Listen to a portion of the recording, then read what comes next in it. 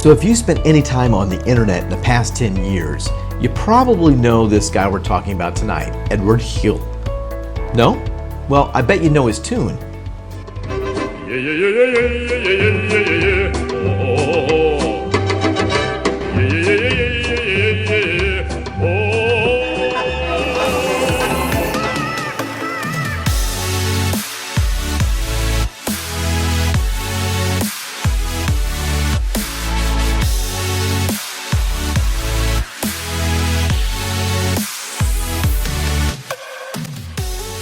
If there ever was an anthem for the internet, it would be this tune sung by Eduard Khil.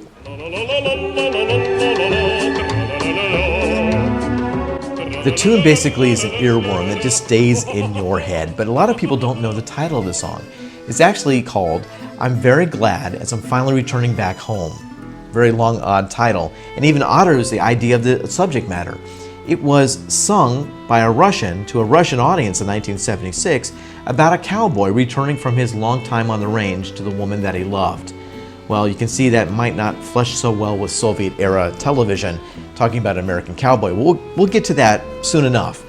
In the meantime, let's talk about the internet sensation. How the heck did this happen? In 2009, this throwback from an obscure Russian TV show took the internet by storm, creating a new generation of fans, thus calling this brown-suited Soviet vocalist the Trololo Man. Watching his performance is a bit spellbinding. Take a look at the 1970s TV set, the mustard-colored background, not to mention Eduard Khil's brown suit and mustard-colored tie. Looking good, Billy Ray!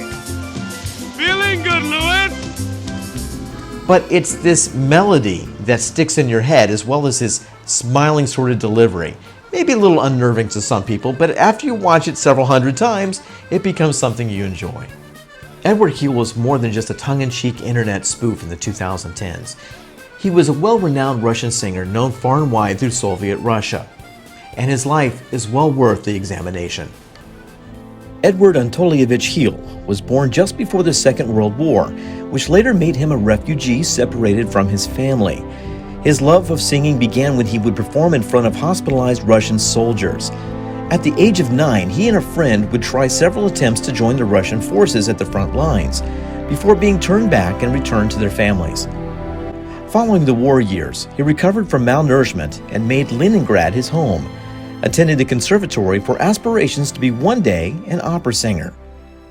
His musical profession was moving forward until 1962, when he stepped out of line with the party at a concert at the Air Force Engineering Academy. You see, he sang a song called How Good Is It to Be a General? After this, a complaint was made against Khil to the main political directorate of the Soviet Army. Some of the generals who were present at the concert considered the song offensive because of its chorus. Khil was called into the political administration. For almost a year, he did not give any concerts, and his songs were not played on the radio. Finally, the man to come to his rescue was none other than the famous cosmonaut Yuri Gagarin, who, at the request of Khil, turned to the political directorate and explained that the song was about Italian generals, not Soviet generals.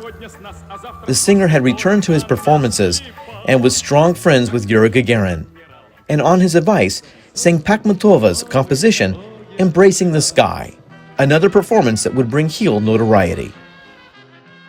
Eduard Khil would have run-ins with censorship throughout most of his career, but he would mostly stay the course and stay in good graces with his Soviet censors. He actually would be celebrated in Russia by winning the People's Artist of Russia Award in 1974, and later being nicknamed the symbol of Leningrad. Well, back in 1976, he was a star, and that was something that would be forgotten by most people other than Russians for many decades to come, until 2009, of course.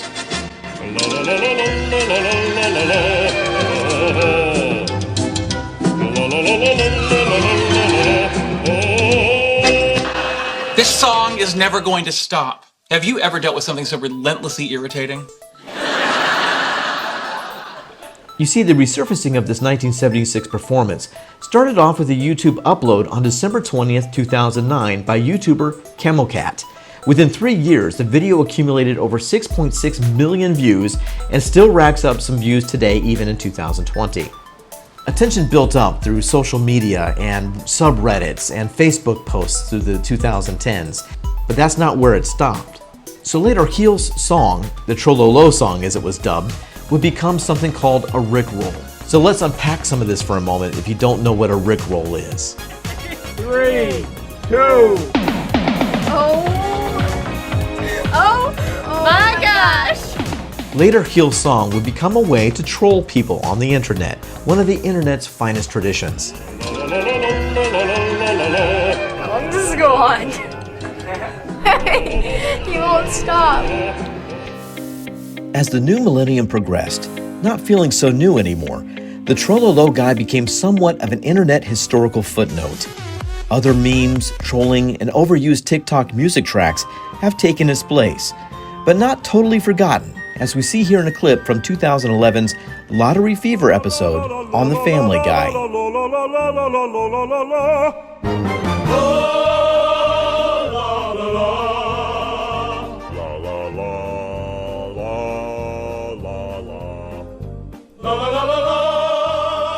Eduard Anatolyevich Khil would perform right up until his stroke and subsequent death in 2012.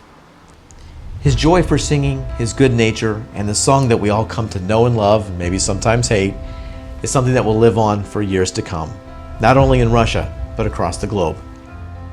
So now you know.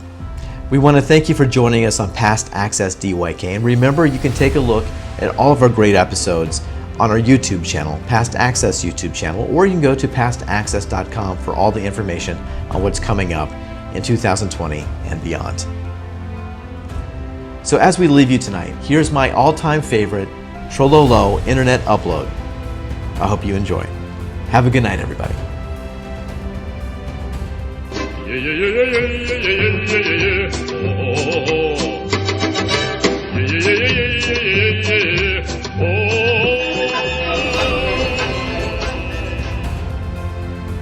Damn, I don't think I'm ever going to get this song out of my head for the rest of the day. This has been Past Access Did You Know with Pete Coleman. For more information on this topic or other DYK shows, please visit us at pastaccess.com. Be sure to visit our Past Access YouTube channel, like and subscribe.